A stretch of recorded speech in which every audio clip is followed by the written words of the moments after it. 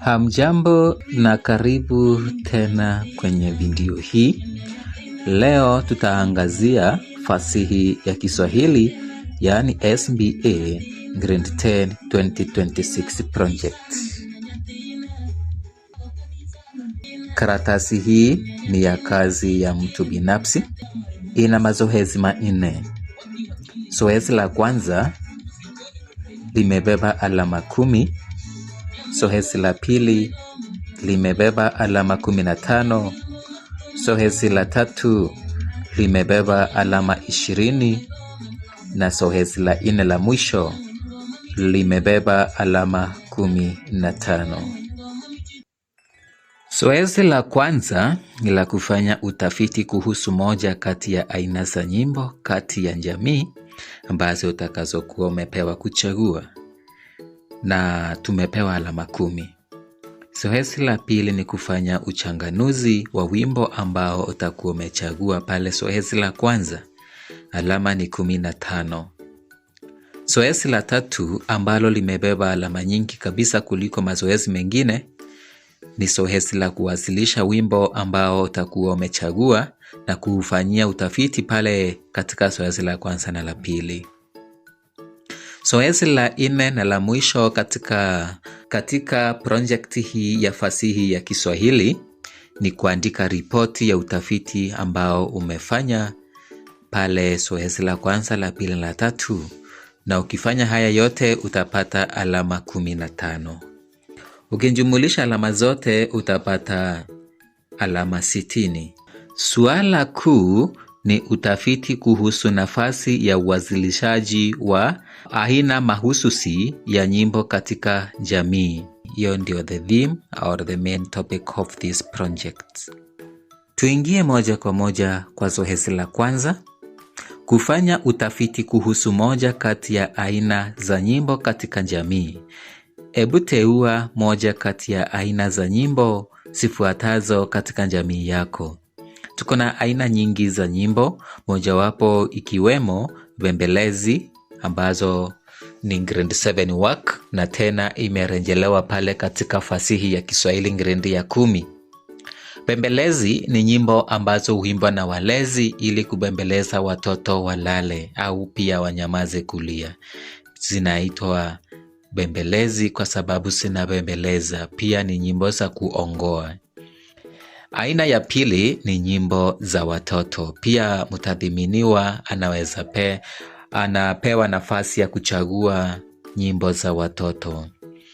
Nyimbo za watoto ni nyimbo ambazo huimbwa na watoto wanapokuwa uwanjani wakifanya michezo yao. Aina ya tatu, mtadhiminiwa pia anaweza chagua nyimbo za kazi, na nne nyimbo za dini. Sasa ni kati yako wewe msikilizaji, ujichagulie aina ya wimbo utakayopenda, na ili uweze kuandaa utafiti, uweze kutengeneza ripoti, na pia uandike ule wimbo ili uwasilishe mbele ya wanafunzi wenzako na kadhalika. Remember, you are choosing just one song and do everything.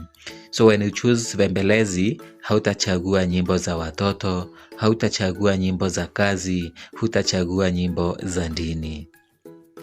Ukichagua nyimbo za watoto, basi nyimbo za bembelezi, nyimbo za kazi na nyimbo za dini unaziacha. Baada ya kuchagua wimbo ambao unapenda, fanya utafiti kuhusu wimbo ulioteua kwa kuzingatia yafuatayo. Fanya utafiti kuhusu wimbo ulioteua kwa kuzingatia yafuatayo. Aina ya wimbo, sisi tumechagua bembelezi. Walioimba wimbo ni akina nani? Ni walezi ambao wameachiwa watoto ama wanalea watoto. Unaweza sema wazazi ama walezi ndio ambao wanaimba wimbo wa bembelezi. Romani ya tatu, walioimbiwa ni akina nani? Walioimbiwa ni watoto. Romani ya 4, sababu ya kuimba wimbo huo. Sababu ya kuimba ule wimbo ni ili kunyamazisha watoto au pia kuwafanya walale au wanyamaze kulia, pia unasema kuwaongoa. Good.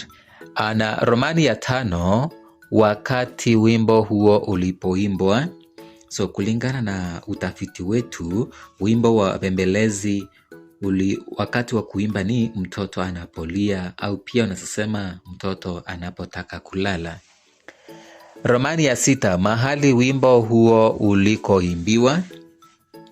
Ule wimbo huwezi sema watoto wanaimbiwa wakiwa njiani, kwa sababu watoto hawalali njiani. Huwezi sema ni uwanjani, manake watoto hawalali uwanjani. Huwezi sema shambani, kwa sababu watoto hawalali shambani, na mengineo. So jibu mwafaka hapa ni nyumbani, ambapo mtoto anaimbiwa ili aweze kulala. Pia tunaulizwa utamaduni unaohusishwa na wimbo huo. Utamaduni unaohusishwa na wimbo ule ni mtoto anapoimbiwa hutulia na kulala. Naona huo ndio utamaduni. Mtoto, tunaamini ya kwamba mtoto anapoimbiwa ule wimbo, yeye anatulia na kisha analala. Alafu kuna swali la mwisho ambao tunaulizwa historia inayohusishwa na wimbo huo. Historia ni history. So historia tunasema karibu makabila yote huwa na wimbo wao wa kuwatuliza watoto ili walale. Andika wimbo huo kwenye kitabu chako, kisha uimbie members wako walio kwenye kikundi.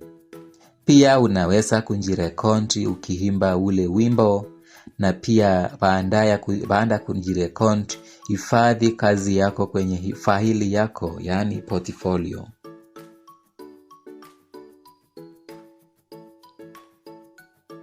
Zoezi la pili.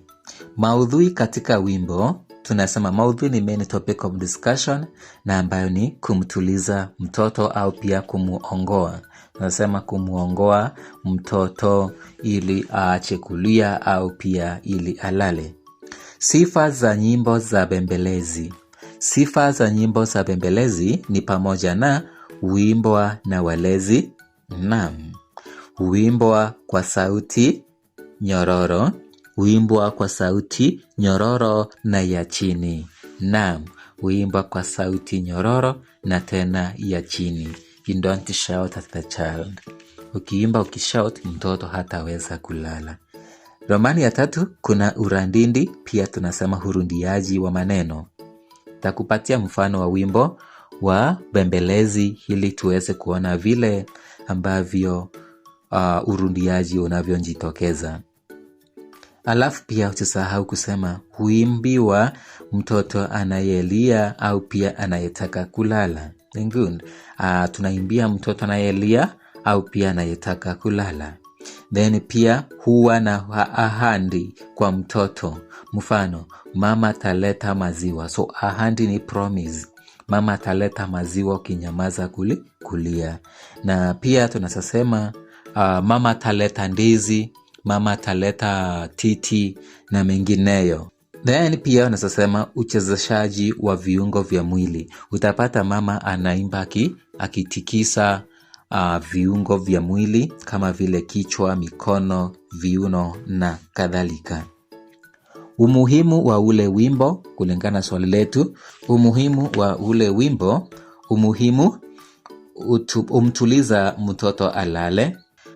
Huimarisha uhusiano na upendo kati ya mtoto na mlezi. Huchangia ukuaji wa lugha kwa kumzoesha mtoto kusikia maneno fulani mara kwa mara, na pia humpa mtoto faraja. Kama tumesahau na umuhimu wowote kuhusu bembelezi, naomba uweze kuweka pale kwenye comments, uweze kuniambia ni aina au umuhimu mwingine wa wimbo wa bembelezi. Mitindo iliyotumiwa na jamii. Jamii walitumia mitindo gani? Yani styles of stylistic devices. Ni zipi ambazo zilitumika na jamii? Moja ni kuimba kwa sauti taratibu ili kumtuliza mtoto alale. Pili ni kumtingisha mtoto pole pole na tena kwa upole. Mara nyingi mtoto ubebwa na kutikiswa kwa upole. Kutumia marundio ya maneno. Huimbwa na mtu mmoja. ni kweli ya kwamba huwezi imba mkiwa wengi ama wawili ama watatu, huimbwa na mtu mmoja peke yake ambaye ni mama au mlezi.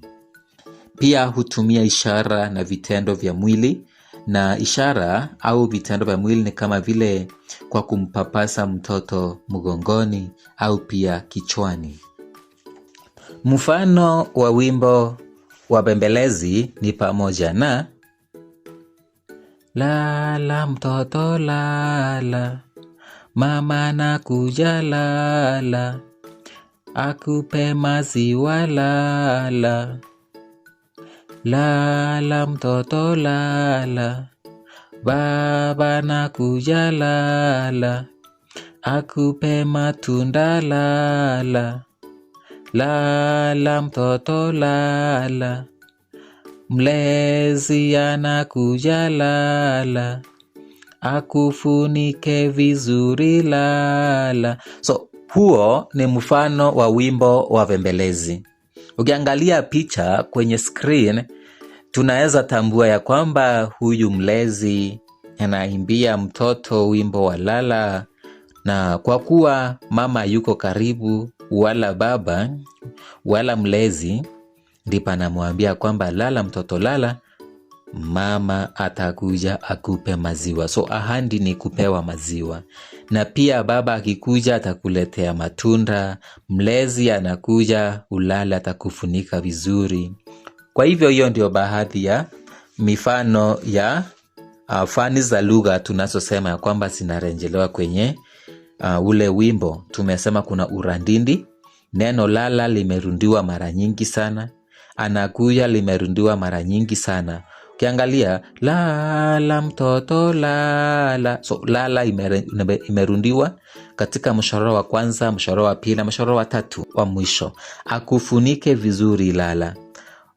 Hiyo ndio tunasema ni urandindi wa maneno, pia urandindi wa maneno au pia urandindi wa mishororo. Asanti sana kwa kutazama na kusoma nami kwenye video hii. Sehemu ya pili nitakuletea wimbo wa watoto ili tuweze kutambua tofauti kati ya bembelezi na nyimbo za watoto. Sehemu ya tatu pia nitakuongoza namna ya kuandika ripoti. Kwa hivyo naomba uweze kusubscribe, kushare na pia kulike this video, na uweze kufuatilia sana kwa ukaribu ili nitakapoposti zile video uweze kupata ukiwa wa kwanza. Kila laheri, tuonane tena katika video inayofuata, nyimbo za watoto.